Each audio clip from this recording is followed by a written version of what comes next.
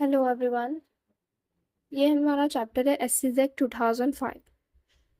I am sure कि आप ये जब ऑडियो सुनोगे तो आपको बहुत ही बेटर फील होगा कि आपको सारी चीज़ें याद हो जाएंगी आसानी से। जब आप ये ऑडियो सुनोगे एग्ज़ाम के लास्ट मोमेंट पे भी आपको ये बहुत बेनिफिशियल होगा।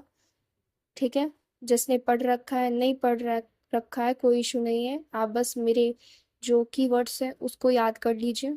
ठीक है, तो बस इतना सफिशिएंट होगा एग्जाम के लिए। ठीक है, तो let's begin with the chapter SCZ act 2005। तो एससीजेड एक्चुअली होता क्या है? एससीजेड एक मतलब स्पेशल इकोनॉमिक जोन। ये वो जोन होता है, वो एरिया होता है। ठीक है, वो स्पेशल एरिया होता है जो गवर्नमेंट डिक्लेयर कर देती है उस एरिया को एज अ स्पेशल एरिया, जहाँ पे किसी तरह का टैक्स नहीं होगा, वो बिल्कुल ही ड्यूटी फ्री होगा। अब देखो ना, जैसे बाहर की कोई विदेशी कंपनी है, ठीक है। अब मान लो सरकार ने किसी स्पेशल एरिया को डिक्लेयर कर दिया एसईजेड। अब कोई विदेशी कंपनी है, विदेशी कंपनी आकर सेटअप कर लेती है अपनी कंपनी, वहां पर आकर सेटअप कर लेती है एसईजेड एरिया में। तो उससे जो विदेशी कंपनी है उसको फ़ायदा ये होगा कि उसको किसी मतलब टैक्स फ्री है। ठीक है, और उसे एक और फ़ायदा होगा कि मतलब बिजली सस्ती मिल जाएगी। ठीक है, काफ़ी सारी चीज़ें सस्ती मिलेगी। तो विदेशी कंपनी के लिए फ़ायदा होगा कि चीज़ें सस्ती मिलेगी। ठीक है, और टैक्स फ्री होगा। ठीक है, और सरकार के लिए ये फ़ायदा होगा कि एम्प्लॉयमेंट जनरेशन, मतलब हमारे देश के लिए फ़ायदा होगा कि हमारा एम्प्लॉयमेंट जनरेशन बढ़ेगा। ठीक है, लोगों को वहाँ पे एम्प्लॉयमेंट अपॉर्चुनिटीज़ बढ़ेगी जब कंपनियाँ सेटअप होने लगेंगी। ठीक है, एम्प्लॉयमेंट अपॉर्चुनिटीज़ बढ़ेंगी, व्यापार बढ़ेगा, एक्सपोर्ट इंपोर्ट बढ़ेगा। तो ये चीज़ होती है एससीजेड। ठीक है, अब स्टार्ट करते हैं अपने चैप्टर से। तो एससीजेड एक्ट 2005 है। It is a specifically delineated duty free enclave. It is deemed to be as foreign territory. ठीक है, for trade operation, for duties and for tariffs. ठीक है, ये स्पेशल मतलब सीमित ड्यूटी फ्री इनक्लेव है और इसको माना जाता है फॉरेन टेरिटरी। ठीक है, ट्रेड ऑपरेशन के लिए, ड्यूटीज के लिए और टैरिफ्स के लिए। ठीक है, याद हो गया। नेक्स्ट है फीचर्स। तो क्या फीचर्स है? ठीक है, एससीजेड के। ठीक है, तो मोस्ट इम्पॉर्टेंट जो एग्जाम में आते हैं। ठीक है, तो पहला है कि एससीजेड को इस्टेब्लिश करना, यूनिट्स को सेटअप करना, ऑफशोर बैंकिंग यूनिट्स को सेटअप करना, आईएफएससी यूनिट्स को सेटअप करना।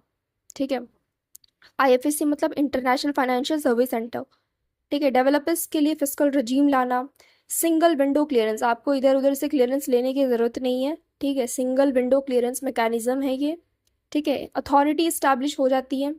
ठीक है, इसमें एसईजेड में अथॉरिटी होती है, स्पेशल कोर्ट होता है, सिंगल इन्फोर्समेंट एजेंसी होती है। इन दोनों को डेजिग्नेशन दिया गया है। ठीक है, मान लो किसी तरह का कोई ऑफेंस हुआ तो इन दोनों को डेजिग्नेशन दिया गया है, स्पेशल कोर्ट को, सिंगल इन्फोर्समेंट एजेंसी को, कि किसी भी प्रकार का ऑफेंस हुआ तो आप देख लेना। ठीक है, तो क्या फीचर्स है?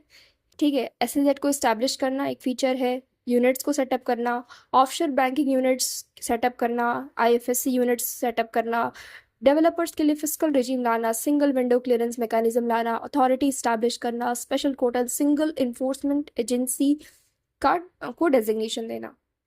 ठीक है, नाउ द क्वेश्चन अराइजेस, ये सेटअप कौन करता है एसईजेड? तो कोई भी private, public, joint sector, state government या फिर इसकी एजेंसी सेटअप करती है एसईजेड।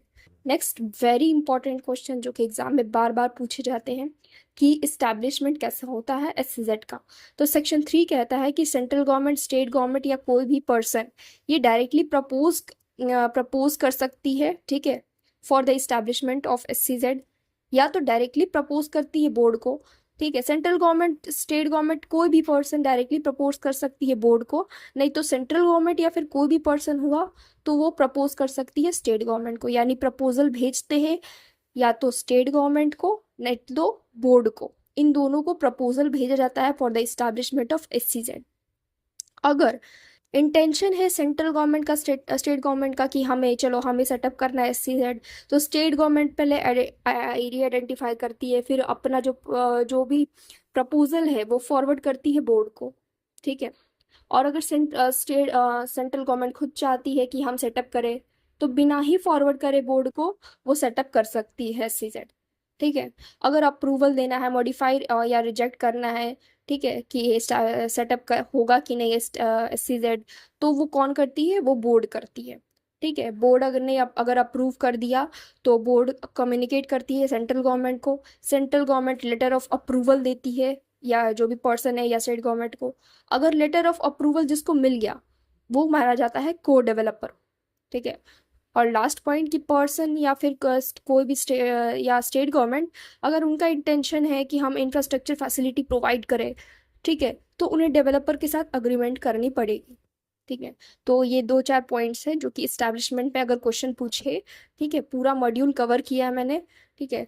तो अगर क्वेश्चन पूछा गया इस्टेब्लिशमेंट से रिलेटेड तो आप ये चार्ट याद कर लो। ठीक है, इजी पड़ेगा एग्जाम के लिए।